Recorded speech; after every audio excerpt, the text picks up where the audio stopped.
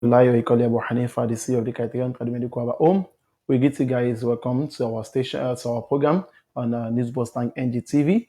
Our program, your program, Health Watch. Last week we start the our discussion on infertility, and we discussed mainly on the male factors causing infertility, and we make sure that this is well clear, and we explain this to the in depth. And today we'll be discussing on female infertility and how can we, what information you need to know about this and how can we treat and correct this. And not forgetting, our last week program, we did not include, or let me say, we did not recommend the medications to be used to correct the male cause of infertility, that is the oligospermia, azoospermia, varicocele, and the likes. So by God's grace today, at the end of the program, we'll be discussing on what are those remedies, what are those natural medications that you can use to correct and control and manage your infertility condition. Today, as I said, we are discussing on female infertility. What is female infertility? This is the inability of a woman to conceive or inability of a woman to carry pregnancy to term. There's a difference between both. I said the first one is inability to conceive, and the other is inability to carry pregnancy to term, meaning that the person might be able to conceive, but the person might not be able to carry the pregnancy to term, and that might be maybe caused due by ectopic pregnancy or miscarriages. Now, what are those factors? What are those reasons that can make a woman find it difficult to get pregnant? The normal protocol to get pregnant is for a woman and a man to have the normal unprotected sexual intercourse. So the man meets with the woman, ejaculates into her, the sperm cells passes through the vagina, to the pelvic region, to the uterus, to the uterus and down to the fallopian tube, meeting up with the egg that is being released by the female ovary during the ovulation period, and fertilization takes place in the fallopian tube, and implantation happens down in the uterus. This is the normal protocol. But what are those things that can prevent these normal protocols to happen? Among the factors that can affect a woman's ability to get pregnant is if she's having some structural conditions, some reproductive organ having some abnormalities in them, like the uterus, for example, or the fallopian tube, for example, or the ovary, the female ovary, for example. There are some conditions, there are some factors that can affect these organs that they won't be able to function optimally. The fallopian tube as a case study, if the fallopian tube, which is, let's say, like the junction where the sperm cell and the female egg, where they meet for fertilization.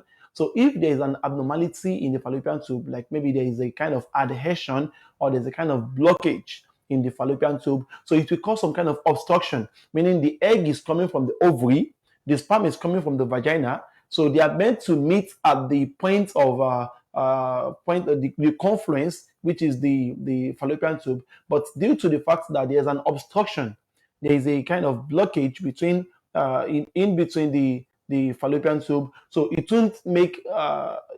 won't allow the sperm cell to have direct contact with the female egg, and this will cause, automatically we know that there can be pregnancy because the sperm cell won't be able to fertilize the egg. So that means that if there is tubal blockage, if there's an obstruction in the tube, then it will be quite, or let me say, very impossible. Though we have two tubes, and one of the tube might be having blockage, and the other might not be having blockage. But there is most of the time, mostly both tubes are affected. If one tube is affected, that is, if one tube is having blockage or having adhesion, there is high risk that the other tube can also be affected as soon as time goes on. So what are those things that causes the tube to block? Let's be taking it one after the other. One of those factors that causes the tube to block is if one is exposed to some kind of pathogen, some kind of bacterial infections, especially Neisseria gonorrhea and chlamydia. So this will increase the risk of having pelvic inflammatory disease. Pelvic inflammatory disease, which is a very common condition. Most women have this condition. So, but not all women that have PID, as the acronym for pelvic inflammatory disease, PID. So not all women that have this PID will have tuber blockage, but having PID increases the chances. Having PID increases the risk of having tuber blockage. So if one is exposed to to maybe gonorrhea, as I said earlier. So it can lead to complication like PID, and PID will affect the tube and make it to be blocked. So if the tube is blocked, so it won't be easy, it won't be possible for fertility to take place. So that's about the tubal blockage. Also, there are some factors that can affect the ovary itself. The ovary is the one that is producing the egg and releasing the egg during ovulation, and that's the main function of the ovary. And I think as infertility is concerned, the ovary is the most important, simply because if the ovary produces egg, even if there is an obstruction in any of the other organs, at least there can be IVF or other options. But if the ovary is not producing egg at all, then what can be done? Are you getting it? So, what are those factors that can affect the ovary and make it quite impossible for the woman to get pregnant? There are some conditions like ovarian cyst, like polycystic ovarian syndrome, and some other conditions like ovarian cancer. So, these conditions will affect the ovary and reduce, like for ovarian cyst as a case study. It doesn't mean that every woman having ovarian cyst will be able to get pregnant, but it increases the chances of infertility in women. It increases the chances of infertility in women, that is ovarian cyst, whereby a cyst is like a fluid-like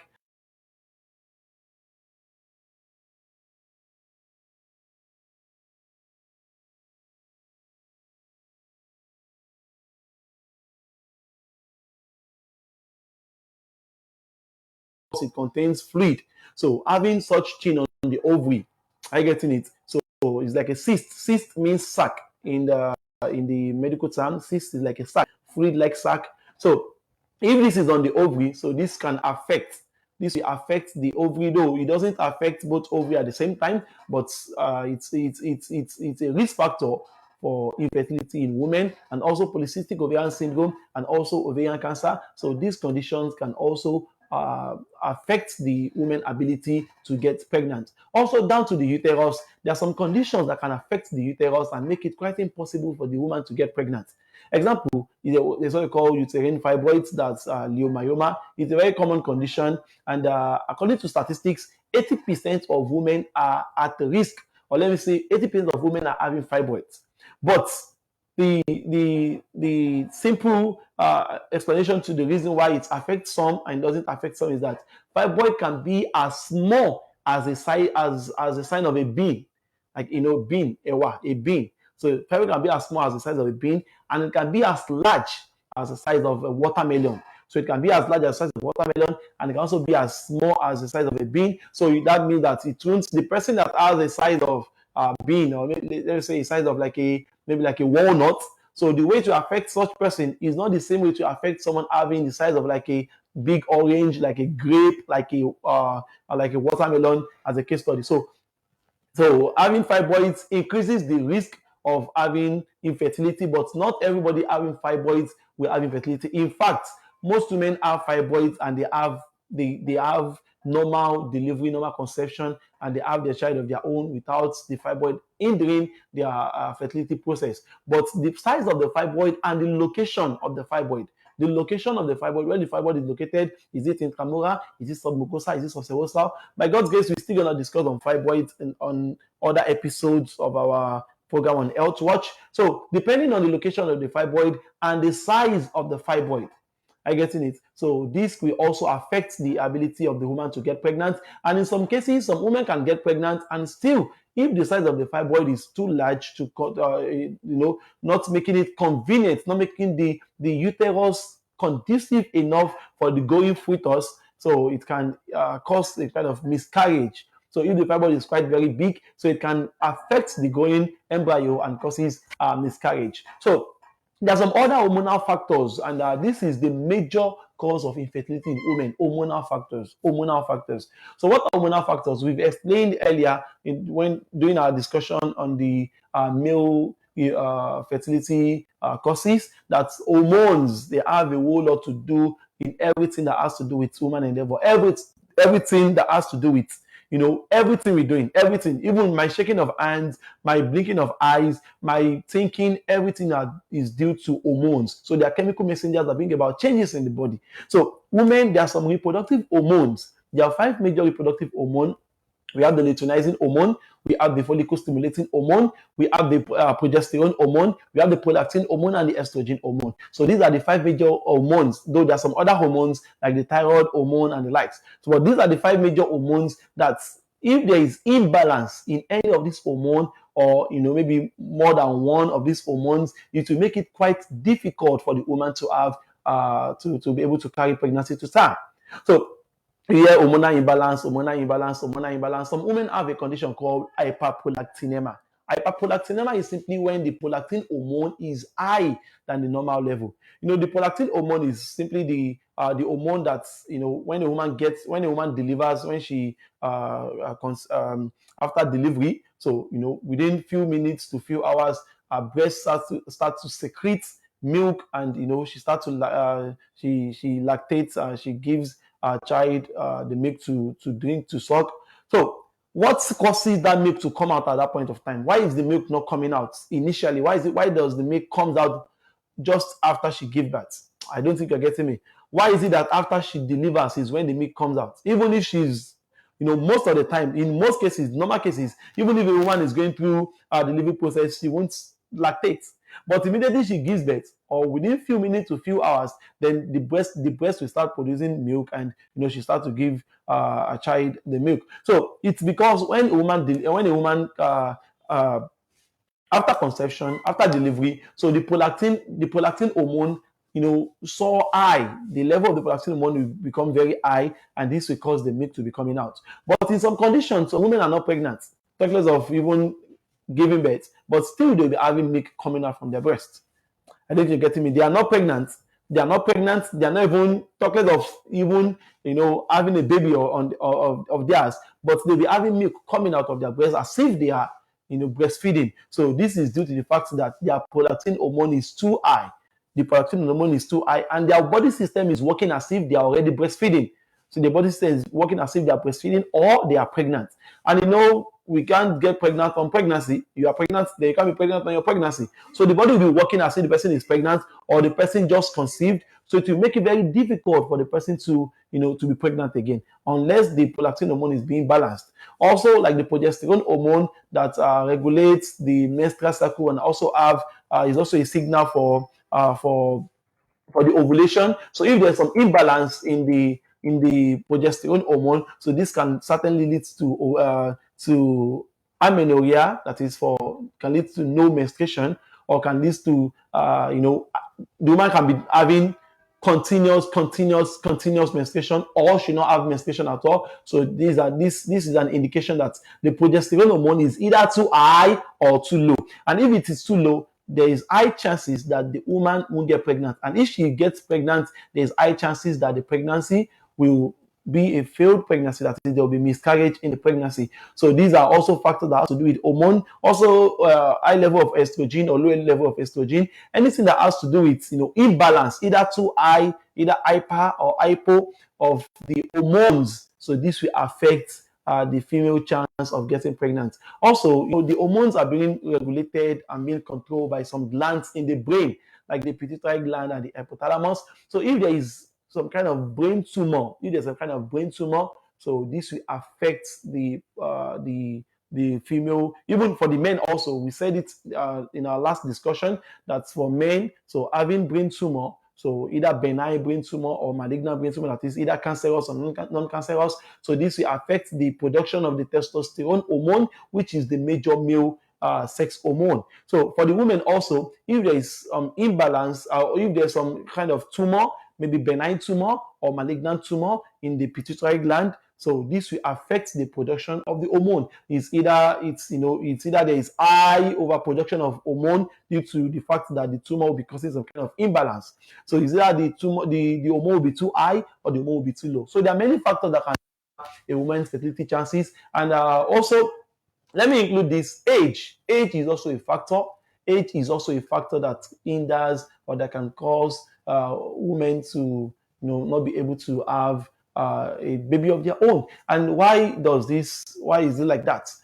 Women, as soon as a girl child is being born, all the egg she is to produce from throughout her entire lifetime is born with her.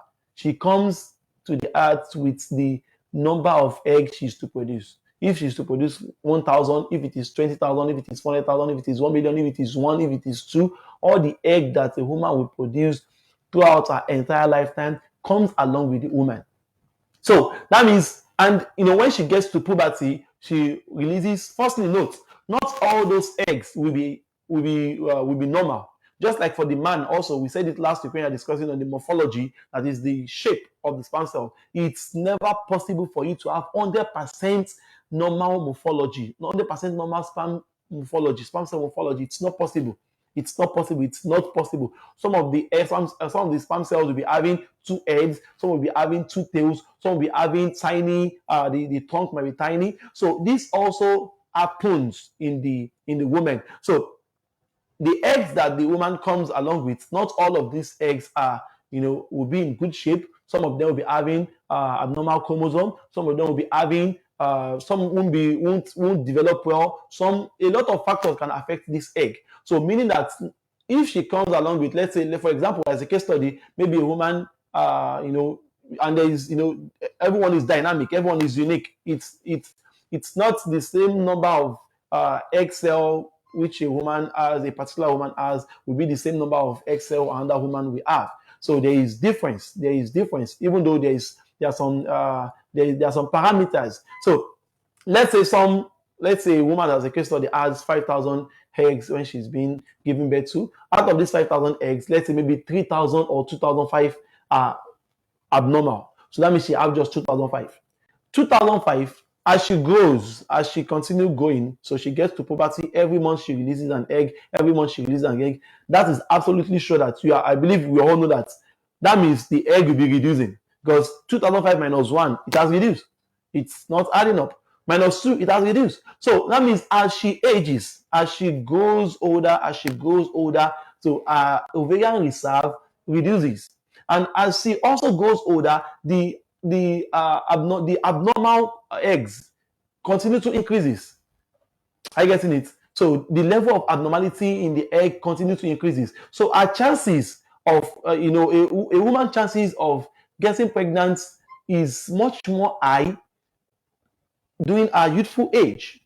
Like a lady of 18, 16, 18, 20, 24. To 16 to 24, a woman has a very high chance of getting pregnant. Very high chance. Because most of these conditions that affect women, that causes inability to have a normal pregnancy. So at this early age, they don't have most of these conditions. They don't have it. Is it pituitary tumor? Most girls at this age don't have this issue. Fibroids at such age is almost impossible, and if a woman is having fibroids at age of 18, 20, it will be very, very small, compared to someone of around 28, 30, 35. I get it, because it goes bigger. So if it's, let's say maybe she's just having the fibroids maybe at age of 6, 17, 18, 20, 21, 22. So the chances is still there that the fibroid size won't be big enough to affect fertility chances. So as the woman grows old, her chances of conceiving reduces, due to the fact that a lot of healthy eggs are being released every month. And so also the number of abnormal eggs increases. Are you getting it? So these are one of the major factors for infertility in women. So there are many factors, and also as I said earlier, some sexually transmitted infections, some STIs. So like Neisseria gonorrhea, like Staphylococcus aureus, like chlamydia and Candida albicans, and amidst other sexually transmitted infections, can also affect the quality of the sperm cell, of the egg cell, and can also affect the sperm cell that is entering into such woman. So this is generally on infertility. There's still many. We're just trying to pick some points, because it's a very broad discussion. It's a very broad and very. It's not something we can just quickly discuss within the space of 25, 30 minutes, which we have on our program here. So, but for those that still want to, you read further on infertility. So we have books we have a book which we wrote on that. We name it Journey to My First Fruit. Journey to My First Fruit, a gift to all expecting couples. Journey to My First Fruit, a gift to all expecting couples. So in the book, we discuss on all what you need to know about infertility in men and women, and what are those things. How do you control it? How do you manage it? And how do you cure it? So we discuss it in the book, and it's very, very beneficial. We have a lot of people that have gotten the book. No, it's an ebook, please. It's an ebook, meaning if you need a copy, so you make a payment, it's just for 5,000 naira. So for those coming from this program, so let's know that you are coming from this program. It will be sold to you at a discounted price for just 3,000 naira. That's 40% discount. So if you are coming from this program, message us on 09032372682 and make us know that you are coming from Newsbox Tank NGTV. Newsbox Tank NGTV. So you'll be having a 40% discount, and it will be sold to you for just 3,000 naira. So the book is very comprehensive, and we gave recommendations.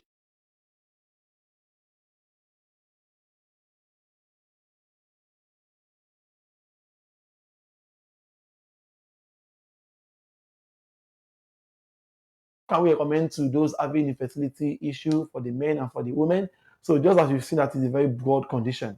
And due to the fact that the factors affecting or the factors causing each of these conditions are very different, so they can't be a unique there can be a unique there can be a single, I'm sorry please, there can be a single recommendation to to treat all. Are you getting it? So we're gonna give some recommendations for hormonal imbalance. That is for women having hormonal imbalance. Maybe the prolactin hormone is too high, or the progesterone is high or too low. So we're gonna give some medication for it. But before going there, I want to include this: a woman having inability to conceive after constant unprotected sexual intercourse, unprotected for like a year. I get it. You're having constant, unprotected sexual intercourse, regular sexual intercourse, so for a year, and you're unable to conceive. There's diagnostic tests you have to do so as to confirm the cause of your inability to conceive. We discuss this for the men also. We encourage them to do semen analysis, semen MCS, and other tests to know their sperm counts, and to check if there's any disability in the sperm cells. So for the women, there are many tests. You can do so as to check your chances of your causes of infertility, and to know what exactly is causing infertility, and how do you treat it. So firstly, if your problem, maybe what you notice is that maybe you don't menstruate often, maybe there's some women that menstruate maybe once in 3 months, some for like 6 months they won't menstruate at all. So that means you have to check some of your hormones, like the progesterone and the prolactin, or generally you can go for female hormone profile assay. That is female hormone profile assay, so as to check your luteinizing hormone, your follicle stimulating hormone, your prolactin hormone, your progesterone hormone, and your estrogen hormone. So check if there's any imbalance in this. This is the major cause of infertility. This is the major hormonal imbalance. Is the 65% of infertility is caused by imbalance in the hormone.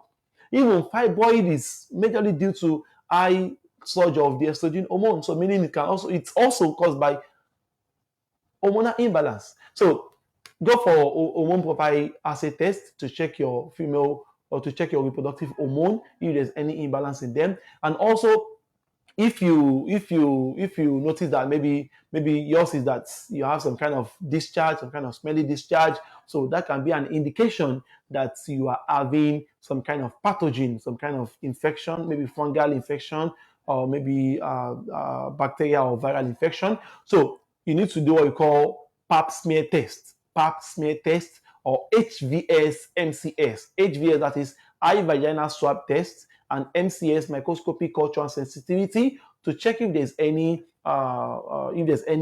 microorganism, if there's any pathogen that can affect your reproductive organs. So HVS MCS is highly recommended for women that are having difficulty in getting pregnant. It's highly recommended.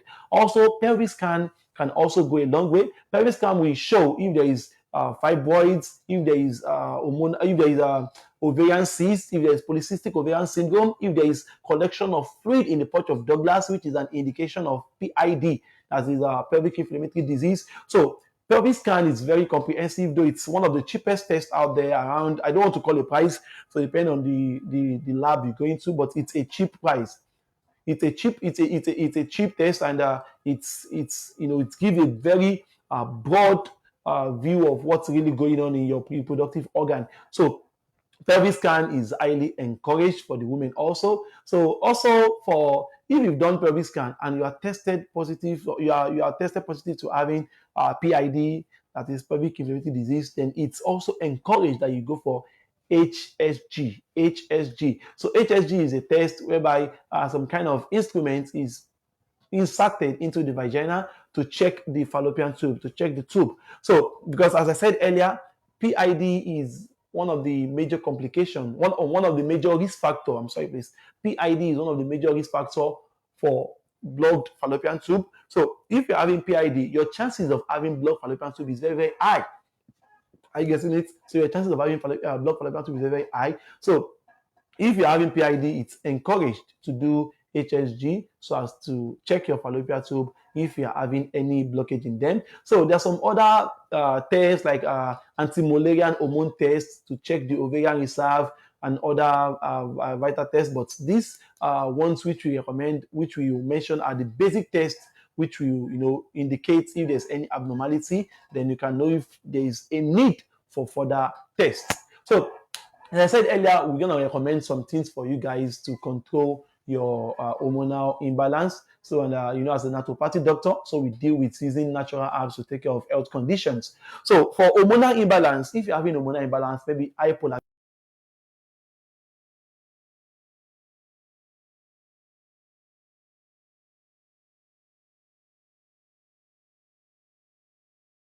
some plants that have the ability to help to balance these hormones.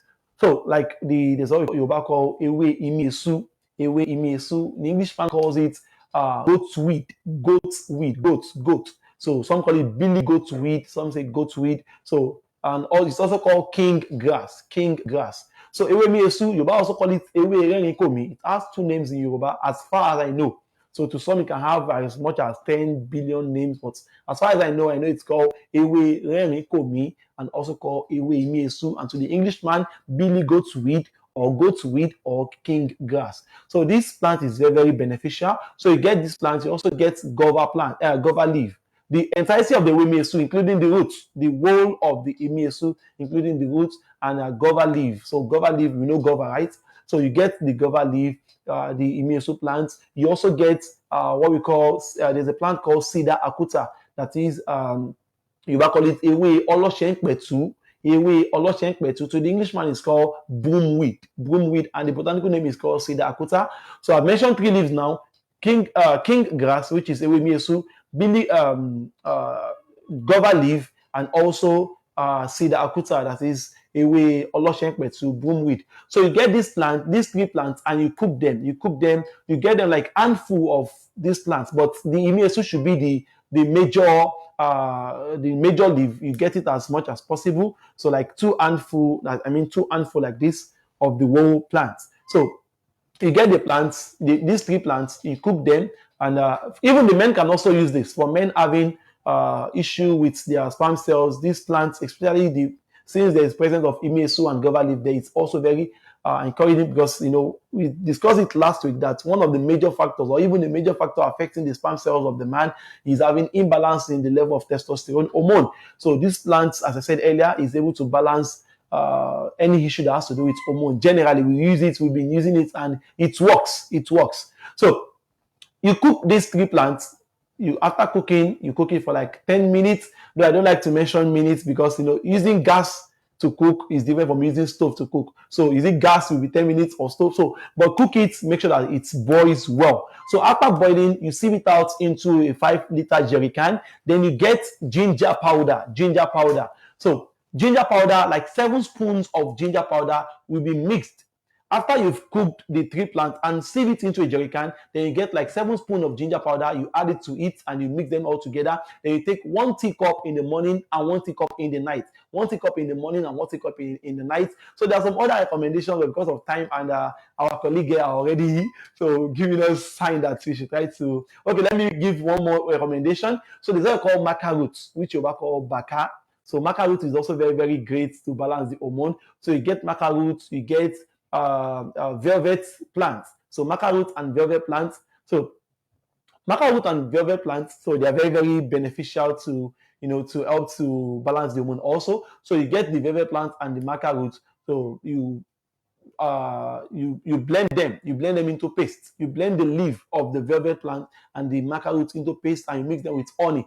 If you're unable to get velvet plants, so you can use imesu as I recommended earlier. So imesu plant, that is the king grass, and maca root. So you blend both of them together and mix with honey and take 3 spoons morning and night. So this is what I'll be stopping for today's program. Next week we're going to discuss on some bacteria on infections generally. So on pathogens, because this is one of the major causes of ailments out there. Most of the ailments you see out there are being caused and triggered by exposure to some kind of pathogen, maybe viral pathogen, maybe viral or bacterial or parasitic or fungal. So we're going to discuss on this. This is what we'll be discussing on next week. So if you want to have a conversation with us, you have some kind of questions to ask, you can call us on 09032372682. 09032372682. Our office address, our Lagos office address is located at number 16, Richard Abimbola Street, Ilasamaja, Lagos. Number 16, Richard Abimbola Street, Ilasamaja, Lagos. We also have office in Ibadan, that's behind the Criterion Tamekwaba home at Waton, behind the Central Mosque at Waton, Ibadan. We also have our office at Iseyin, behind the Criterion Tamekwaba home, Ilado Sagbo Grammar School is saying. So we have our office there also. So I said earlier, you can converse us. Let's meet next week on this our program. We continue on our episode of on Health Watch. And please don't forget to subscribe to our channel, to News Mustang NGTV. Subscribe, share, and like. Thanks so much, the Criterion Cares.